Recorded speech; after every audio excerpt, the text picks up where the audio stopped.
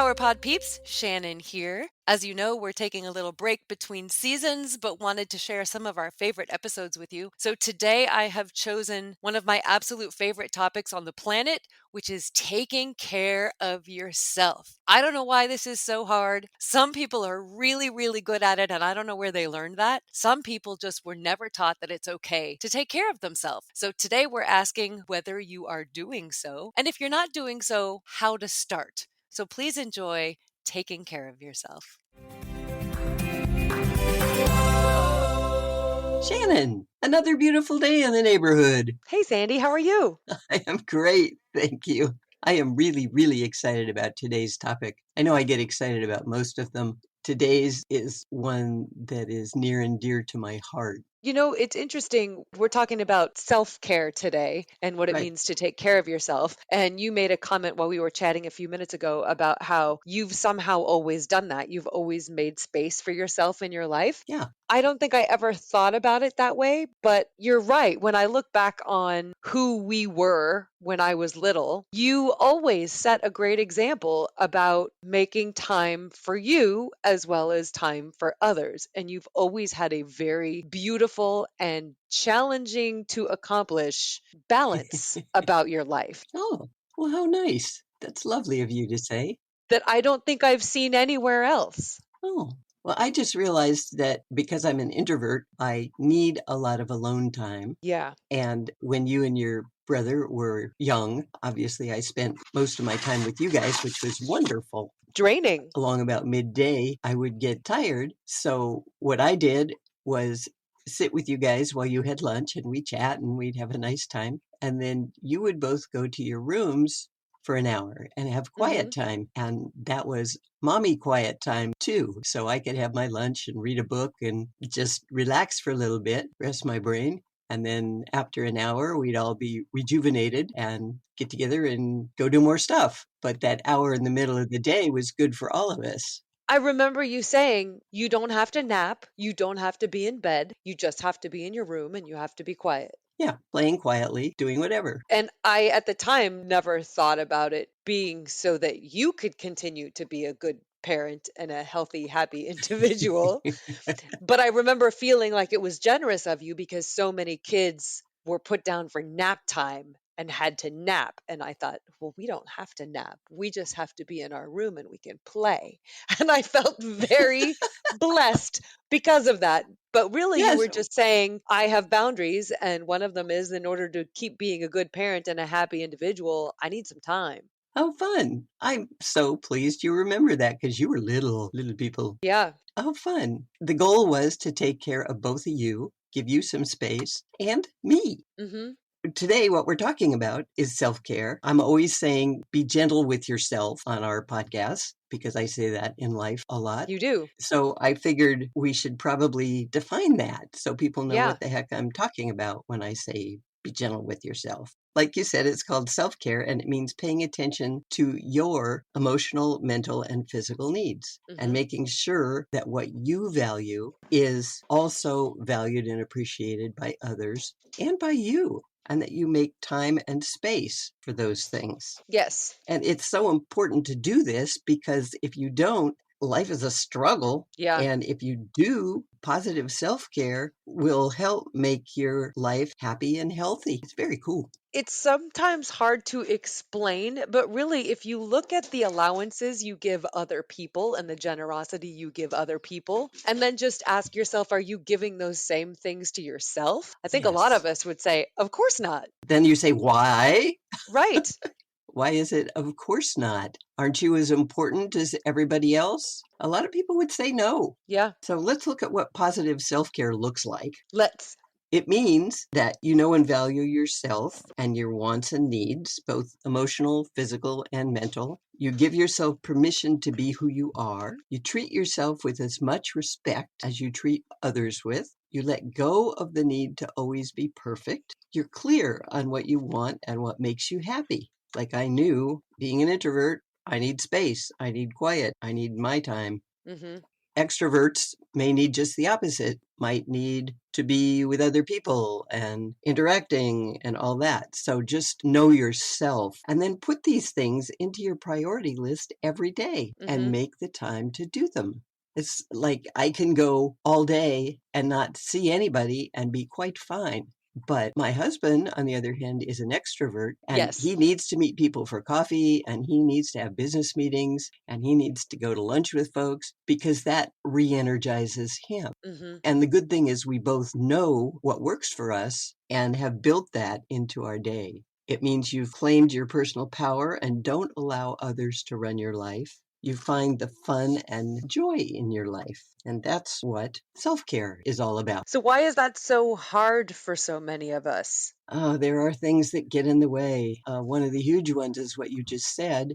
We all think other people are more important than we are. And that may come from old childhood shoulds when we were taught to sit down, be quiet, don't interrupt, which are all positive, polite things in certain circumstances. But a small child can interpret that to mean your needs are not important. Don't bother me. You're a pain in the neck. That can impact your self esteem. So you don't value yourself and also impact your ability to value what you want Yeah. because other people might not be valuing what you want. Mhm. Other people and their needs and expectations and demands when you're small are always more important. And unless you're fortunate enough to have a very wise parent who lets you know that you also are a priority and your needs are important, you just learn that everybody else is allowed to have more time and focus and energy. And it's your job, if you want the love and attention from those folks, to give that to them. Mhm. And if you demand your time, sometimes you're called selfish or inconsiderate, all those things, where in reality, you're just saying, wait a minute, I'm here too. I'd like some attention or time or space too. Mhm. So it's the shoulds, old responsibilities and commitments and old shoulds get in the way. And you don't believe you have the right to be good to yourself. And that develops into the inability to ask for help about anything or to delegate chores or whatever because people might get angry. Mhm. So if you look at your childhood, look at where you came from and how often were your needs prioritized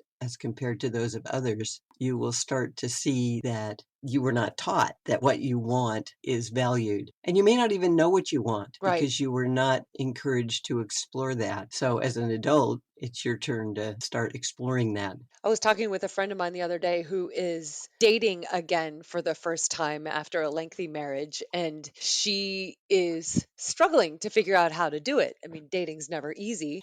She's not placing the emphasis so much on what do I need to feel loved and respected and happy and healthy and taken care of. I finally just told her, look, you need to treat yourself the way you want somebody to treat you. Oh, absolutely. Oh my goodness. Yes. It feels uncomfortable maybe to put yourself first and take care of you and essentially follow that old advice to act like you're dating yourself. I'm like, what do you want somebody to do for you? Do you want flowers? Do you want somebody to run you a bubble bath? Do you want somebody to feed you well? Like, do those things for you. And that is Right.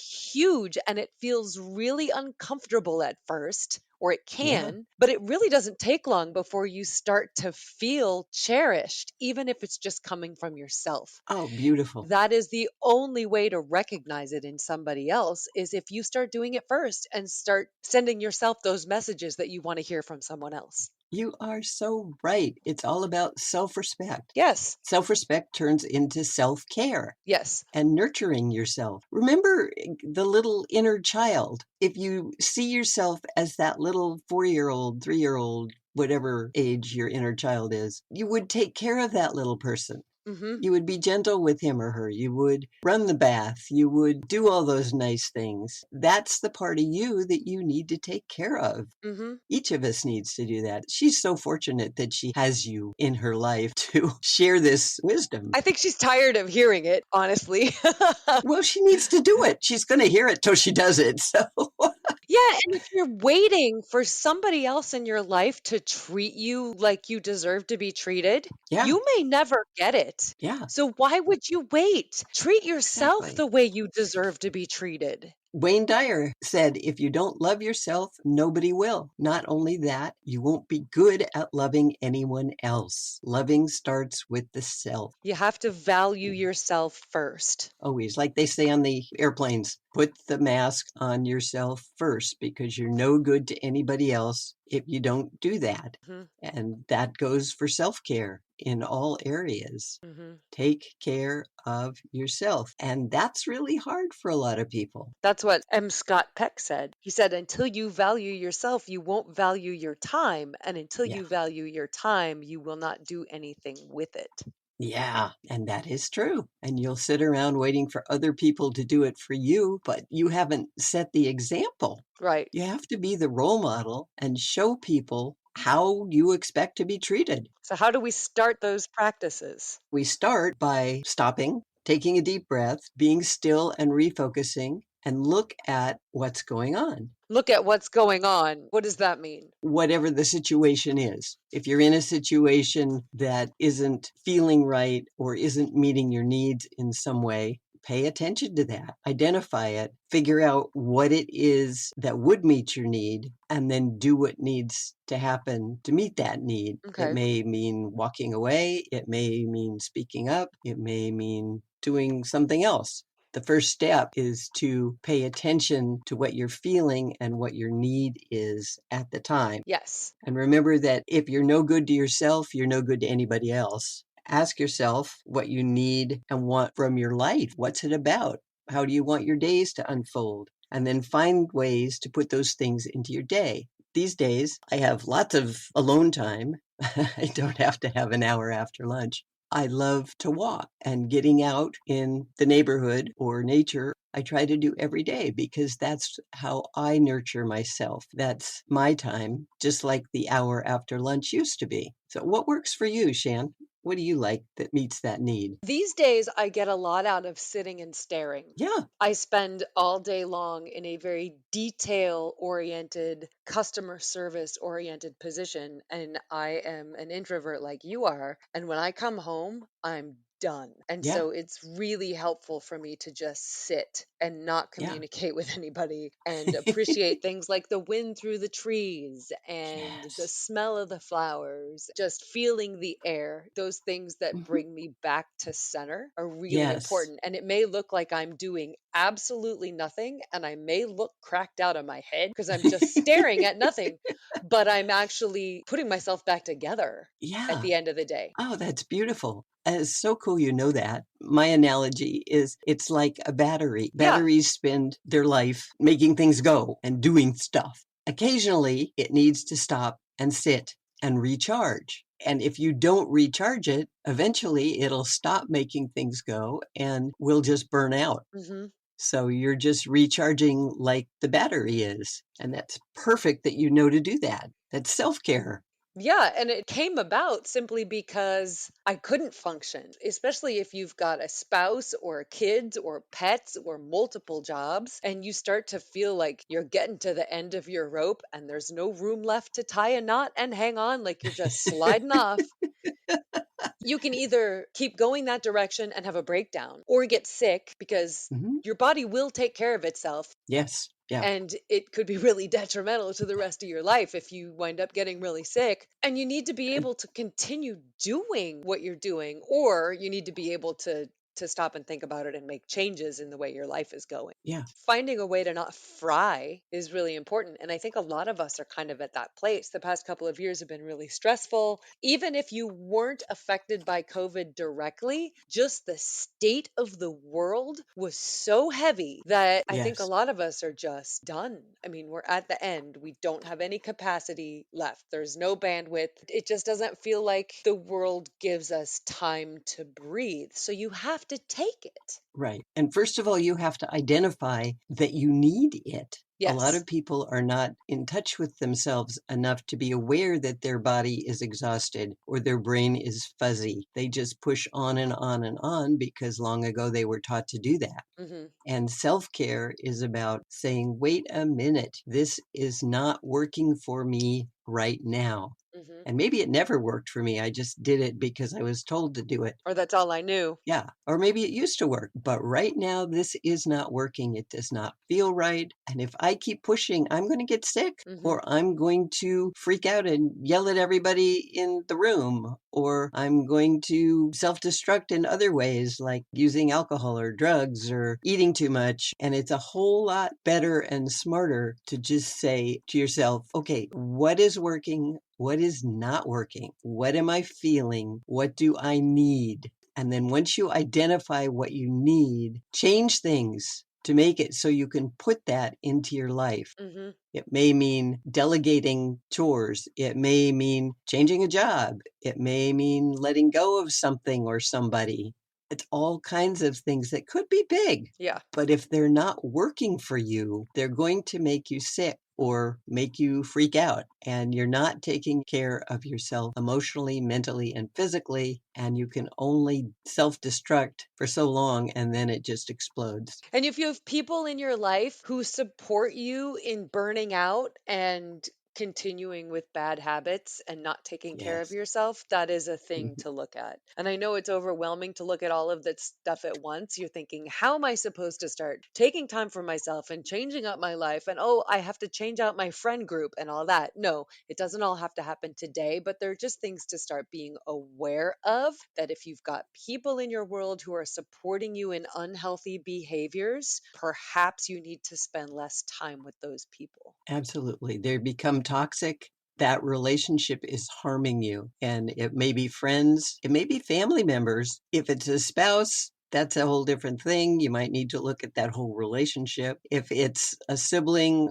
or a cousin or something like that, you can just distance yourself from that. I think there's a middle ground there too. Before you just say, oh, you're not good for me, you can just tell the person, hey, here's a thing that I'm needing to do in my life. And it's entirely possible that person might go, oh, I didn't know. I totally support that. Oh, yeah. But if they don't, then there's some other introspective work that has to go on with you. Right. And then you make a plan Yeah. on how you're going to shift. And it may be the end of a relationship, or it may just be some distance, or it may be the other person decides to change. Hmm. Or work with your changes. And you're absolutely right that having a conversation is the first step if it's involving somebody else. But if it's something you're doing to yourself, if it's your old shoulds, you need to have a conversation with yourself Yes. to get that figured out. That internal dialogue is so important. It is. Absolutely. That kind of runs our lives as our internal dialogue. So you pay attention to intentional acts of breathing. Notice what you eat. Make sure you're eating relatively healthy and that you're getting enough sleep and exercise. That's a good thing to do to develop self care. Really pay attention to your shoulds and let go of the ones that no longer apply. Be willing to reprioritize, like we said, so that your needs are as important as other people's needs. And just remember that good self care every day is necessary for your mental, emotional, and physical well being. And I would challenge you, if all of this seems really overwhelming or really foreign, and you're still struggling with, well, I don't know if I deserve the time, the energy, the additional gifts or treats or whatever, give yourself permission to do it for a week Yes, and just take note of how you feel. Write it down. This is a new thing I'm trying today. This is how I feel about it. Make it an experiment. And I would bet you that at the end of the week, you're more energized, you feel happier, and your perspective about a lot of things might have changed without your even knowing. very wise. It's important for everybody to know this is you with you. Yeah. This is you getting clear with who you are, with who your inner child is, and with how to take care of you, the adult, and your inner child. And then you look around, find ways that work for you, like I do alone time. And Shannon sits and stares, and I do walks. And then see if the people around you support that or get upset with that. And then you have some decisions to make Hmm. on how you want to proceed. But the bottom line is valuing yourself as much as other people. It doesn't mean you're better than they are. It's not about arrogance or narcissism or I'm really special. We're all special. It's saying that I am equal. My needs are equal to those of others. And somebody needs to prioritize those, and it's supposed to be me. Yeah, if you're making time for other people to take care of themselves, give yourself the same courtesy. Absolutely. You can do this. It's so important and it will change your life. Absolutely. Wrap it up. Okay, when you were a child, you might have been taught that the needs and wants of others were more important than yours. If you took care of others, you received love and praise. And if you took care of yourself, you were told you were selfish and might have gotten in trouble. As a result, you didn't learn to prioritize your mental, emotional, or physical health and well being. You learned to take care of others instead. Now that you're an adult, you have the right to make sure you take care of yourself as well as others. Your good mental, physical, and emotional health are dependent on how you take care of yourself. You can begin your self care by getting in touch with your personal power and reminding yourself that you're as valuable as the other people in your life. Then get clear on what makes you happy and make time for that. And claim your personal power, love yourself, and enjoy your life. Thank you, Sandy, for setting such a good example. Well, thank you. I didn't realize I was, but I realized if I was going to survive and get through my days, it's what I had to do. Hmm. So I'm glad that it worked for you and your brother. That's very cool. Thank you so much. This was a great episode. Yes, it was. We want to hear from you, whether it's your stories about how self esteem and personal power affect your life, or if there are topics you'd like us to address in future episodes, please let us know. We would also love for you to review our podcast. You can do so wherever you stream, or if you'd rather just tell us directly, you can contact us through yourpersonalpowerpod.com. Click contact and drop us an email. We are excited to tell you that we are now on Instagram. You can find us at Your Personal Power Pod. And if you want to learn how coaching can change your life, reach out to Sandy at insidejobscoach.com. Thank you so much for listening, and we look forward to hearing from you. Until next time, find your power and change your life.